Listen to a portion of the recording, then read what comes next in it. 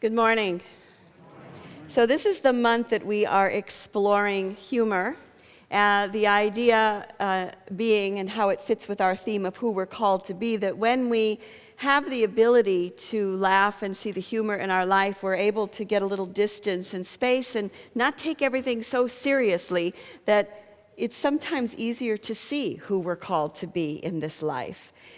Humor brings us mental flexibility. It opens, again, and creates witnessing, distance.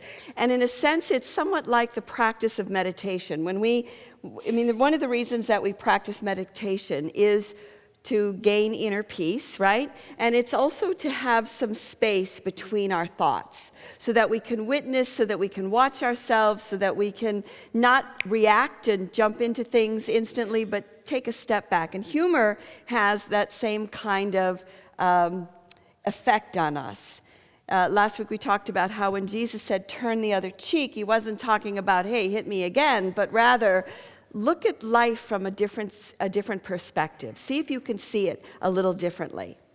So what I would like to propose to us this month is that we look at developing a sense of humor as spiritual practice. In the same way that we would practice meditation and yoga and all the other things that we do, what if we were to practice our sense of humor as a spiritual practice? Because humor can allow us to see things that we don't normally see. It can heal wounds. It can bring out the child not only in us, but in other people. So you remember last month we were focused on loving kindness when we were keeping track of random acts of kindness that people had done, and we put them on a board. And I actually should share all those with you because they are quite amazing, all the different stories that came out of that. But this month we have a humor board. So it's downstairs, on the bulletin board downstairs. And what we'd like you to do is, if there's something humorous that happened to you during the week, if you would write that down and put it there and know that it might end up being spoken from the pulpit also, or a joke or whatever, and we'll kind of collect those things. So I want to share with you a story from last Sunday, and I do have permission to share it. Barbara, who's sitting halfway there, just kind of raise your hand. So Barbara came up to me Sunday after the service, and she said, "Do I look prim and proper to you?" And I thought, that's kind of a funny question. Why do you ask? And she said, well, and she told the story about how she was out with her daughter. And they were walking along the street, and there were a couple of handsome young police officers, up ahead. And her daughter said to her, "I'll give you $5 if you go up to that police officer and pinch him in his butt." So she left her daughter behind. She walked up to the police officer, and he said, "Can I help you, ma'am?" And she said, "Well, my daughter said she'd give me $5 if I pinched you in the butt." And the police officer turned around and stuck his butt out. And he said, "I work out. Go ahead."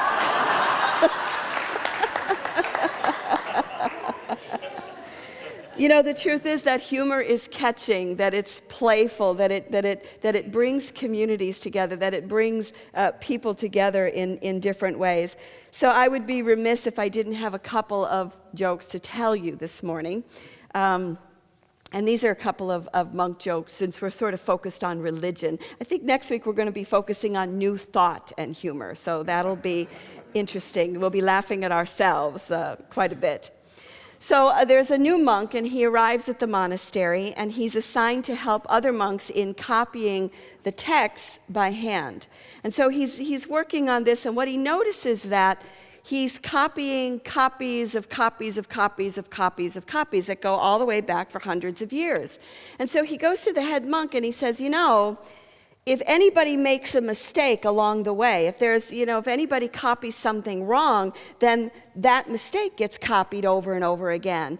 I mean, shouldn't we be looking at the source material to make sure that we're not making any mistakes? And the elder monk said, you know, you're right. You're absolutely right. We should look into that. So the head monk goes down into the basement. He pulls out the source material, and he's digging through it. Nobody hears from him for hours and hours and hours. So finally, they're like, we need to go down and check on him and see what's going on. And as they head down to the cellar, they hear somebody sobbing and sobbing. And they look at him and they go, what happened? And he said, the word is celebrate.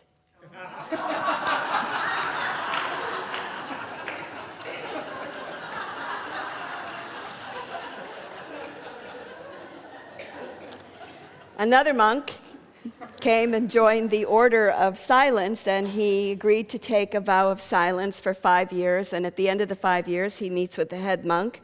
And the head monk says, congratulations, you have been silent for 5 years. You now have 2 words that you can speak. Go. And the monk looks at him and he says, bed hard. So he says, thank you very much, and go back to your silence. So another 5 years of silence, another 5 years pass. He comes to see the head monk. He goes, what do you have to say? Your 2 words only. He says, food bad. He says, okay, thank you. Go back to your silence. 5 years later, he comes back again, and he says, what are your 2 words? He says, I quit. And the head monk says, well, I'm not surprised. You've been complaining since you got here. So one of the questions that comes up is, how do we cultivate humor in our lives? And believe it or not, there is actually a WikiHow that answers the question for us about how to develop a sense of humor. There's actually steps that we can go through. But one of the things that this article said was that there's a difference between being funny and having a sense of humor.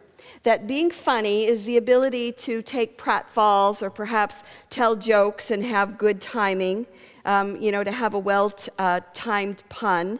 But being funny does not necessarily mean that one has a sense of humor. And one can have a sense of humor without necessarily being funny.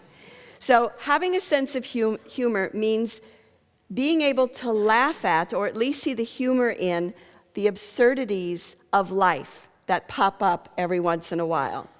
So, and the article goes on to say that trying to be funny without a sense of humor is usually seen as bitter, sarcastic, and nasty. So there's this dance that happens with a sense of humor, that it is really more a state of mind. It is really an attitude. It is, in a sense, a sixth sense that we can all develop. Now, what's interesting to me is that our senses of humor are all individually, obviously, designed by our own life's experiences, by our cultures, and by what we have lived in our life. And what one person may seem as funny, someone else might see as extremely offensive. And so as we go, because we're playing with this month, and I recognize that sometimes people are like, oh, I don't know, I think you went a little too far on that one. Just be open to that as well. It's also part of the process. I find myself in that experience of laughing and being offended with South Park. You know, I'll watch an episode, and about 50% of it will be right on, very insightful and very funny, and then the other half of it is just stupid potty humor. And I find myself sitting there between wanting to just turn it off and continue watching it, you know. So there's that thing about what is a sense of humor, what is it that we are offended by, and what is it that we think is funny. So one of the things I was reading is that Gandhi had an incredible sense of humor, that he dealt with some very difficult situations in life, and so he was able to kind of twist it. It said he was never mean, and he never made fun of people, but he was always just kind of putting a little twist on things. In fact, his humor was such that when a reporter was interviewing him or reporting on something, they misunderstood him. They thought that he really didn't take seriously the role that he had as this leader, that perhaps, you know, he didn't quite get what he was doing. And so it caused some of his critics to doubt his sincerity. Mrs. Naidu said that they could not understand, as we could, that without a strongly developed sense of humor, a capacity to see the funny side of grim reality, that Gandhi might not have been able to endure the trials and tribulations of the spirit and the flesh which destiny had prepared for him. Few people realized that Gandhi's laughter was the only relieving factor in his life, and he needed to laugh because he was wise. He needed to laugh because he was called upon to carry the world's burden.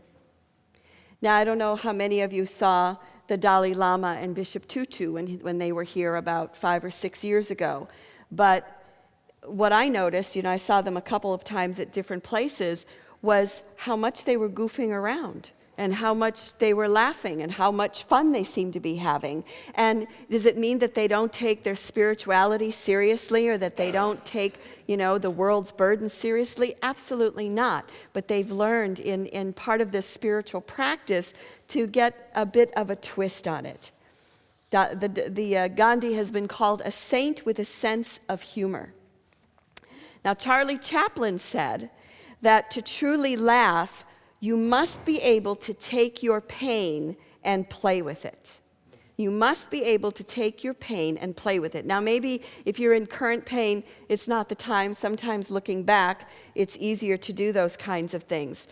And again, humor is kind of a unique thing to each one of us. So I grew up I told you where I grew up. I grew up in Chicago in the neighborhood. And one of the things that happened in my neighborhood was the neighborhood really changed by the time I was 14, and it became a lot of gang violence and stuff like that. And we literally had a lot of arson in our neighborhood, and our block was only 1 block long. And I spent many a summer with my neighbors watching our neighbors' houses burn down. By the mid to late 70s, the block sort of looked like, a decaying teeth, like, houses were missing. And yet we spent many a summer evening watching these kinds of horrible things happening, and amongst us we bonded and created our own kind of language and our own kind of humor around it. One of my most saving grace places, and you've heard this from me before as well, is Wrigley Field. And I started going in 1968 in the left field bleacher bums, and there were about 300 people, and we would come pretty much every day and watch the game. But what was happening was there was live theater that would happen while we were watching the game. So there was this interaction that was happening not only amongst the people in the stands, but with the ball players on the field. And the reason that we did it was because of our president, who was Ron Grousel. And Ron Grousel, to this day, is one of the funniest people that I have ever met in my life. He had this uncanny ability to kind of do like what Barbara did with the policeman. He was able to just step into any situation, whether it was waiting for a bus or going to a ball game or hanging out, and he would somehow get everybody engaged in this divine comedy without being mean and without crossing any lines necessarily. And that's a real gift. It's a real talent to be able to do that. And so he really helped me in developing humor. And of course, being a Cubs fan also helps one develop a sense of humor. Because anybody can have a bad century.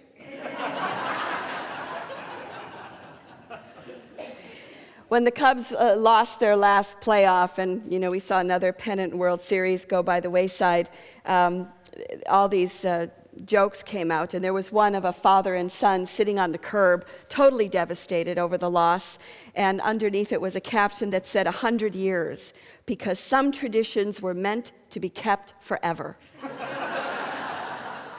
Another was a child's book, and it had the Cubs on the front, and across the top it said, "Go Cubs," and under it said, "It's okay to fail." My dad had an incredible sense of humor, and when he was at the end of his life, when he was at the VA hospital, and I went to visit him with my girlfriend who had a dog, and my dad loved animals, so I said, let's bring the dog, to visit my dad. And it was a pug dog, and you know what those dogs look like. They've got those squished in faces, and they kind of make that kind of noise. So we brought the dog in to see my dad, who he absolutely loved. And then every time a doctor or nurse or somebody would come in, he'd say, excuse me, he said, have you met my son? And they're like, no, I haven't. And then he points to the pug and he goes, that's my son. Don't you think he looks just like me? And then my dad would make the face like that. So I believe that we can laugh at situations that are very painful. And my father had his leg removed. He had diabetes and he had his leg removed. And that's a very traumatic experience. I mean, it really is. And I sat with him in the hospital when he went through it, and I sat with him before and after for days. And so his friends, he had a lot of friends, his friends would come visit. And one of his friends came to visit one day, and he sits down and he goes, so Warren, you got your leg cut off? He goes, yeah, I did. He goes, what'd they do with that leg anyway?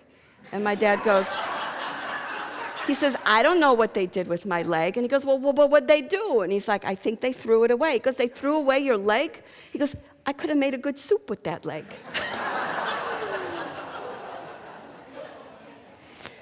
All right, so that's what I'm saying. Humor kind of crosses the line, and I'm sitting there going, but he had such a connection with all these people, and it kind of took the sting away from losing his leg. I mean, it was a tragic thing, and you know, I know that sometimes when I'm really down, I would rather have somebody not make fun of me necessarily, but you know, try to make me see the humor in the situation. Sometimes that heals me more than someone holding sacred space and giving me lots of hugs and compassion. I was reading about humor and how it is a healing force and how it helps us to get through situations. And I'd like to share with you a quote from a Holocaust survivor who survived the experience, and it was mainly through humor that he was able to survive.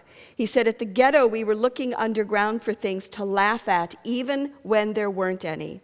When I was interviewed by Spielberg, they asked me what I thought was the reason I survived. And they probably expected me to answer like, oh, good fortune or other things. But I said that I thought it was laughter and humor. Not to take things the way we were living, but to dress them up as something different. And that's what helped me. I wasn't thinking about miracles.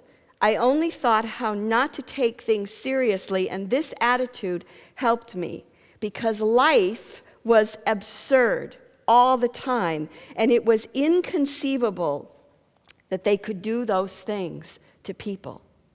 And so it was in that twist, and you know, and if we were to look at that humor, we would probably look at it and go, what is that? You know, that's not funny. But it's kind of like, again, watching houses burn down, getting your leg cut off, and seeing those situations and putting a little twist on them, it brings it to a different place. I know for me right now, I think Stephen Colbert and Jon Stewart are a great gift because they make me laugh at life's absurdities. You know, when Congress gets locked in and they don't seem to be able to do anything, or we're looking at, genetic corn that ended up in Oregon and it started in Iowa and nobody knows how it got there. And I mean, just these things that are like, what? You know, where are we living and what is happening? And for me, I like to be informed. I like to know what's going on in the world, but I need to put a little twist on it so that I can take it in. So sometimes I'll either watch them first and then see what's happening in the world, or see what's happening in the world and watch them so that I can keep some lightness and humor about it. Rabbi Sydney Mintz said that when you laugh, aside from the endorphin rush, there's also a spiritual opening. You're not so tight inside yourself. That opening I found to be a real gift in being able to absorb spirituality. So that ability to laugh. And I want to say another word about humor and healing. And I did share this at the first service. I said I wasn't going to share it at the second, but I am. And it's a very personal story for me. And it's, you know, one of those things that's like, do you really want to tell that? But I think that it sort of illustrates the whole thing about healing and humor. So I was raised my dad was very funny, but he was also very violent. And he was physically abusive, and he would particularly beat up my mother for like no reason really at all. And one of the things he'd beat her up for is if she took a nap. I mean, come on, she worked 40 hours a week, she took care of the family. So it's crazy, right? I mean, it's a crazy thing to do. So, and And it's definitely a post-traumatic stress disorder kind of experience to have in one's life. And yet, with my current partner, with Kelly, one time I was taking a nap and he came in and he said, "You're sleeping? You're sleeping? I'm going to get my belt. I'm going to beat you." And he went and got the belt. And the experience was that I laughed hysterically. I laughed hysterically because I knew that nothing like that would ever happen. And what it's doing is it's taking a situation that was so serious and so traumatic and putting a little twist on it where now it becomes a source of humor for me. And once it's a source of humor, it becomes a source of healing. It no longer has the sting that used to be attached to it. So what I'm inviting you to do this week is to see life as a divine comedy. As Charlie Chaplin said, to laugh, you must take your pain and you must play with it. Like meditation, laughter and humor give us space. It allows us to become a witness. It creates an opening and a mental flexibility, and I believe it brings healing and it helps us survive some really not so great moments in our lives. So again, I invite you to see life as a divine comedy, to share your stories with each other, with me, with the board downstairs, to turn the other cheek and to develop that sixth sense. Because there's a difference between being funny and having a sense of humor. And I don't have a joke to close with.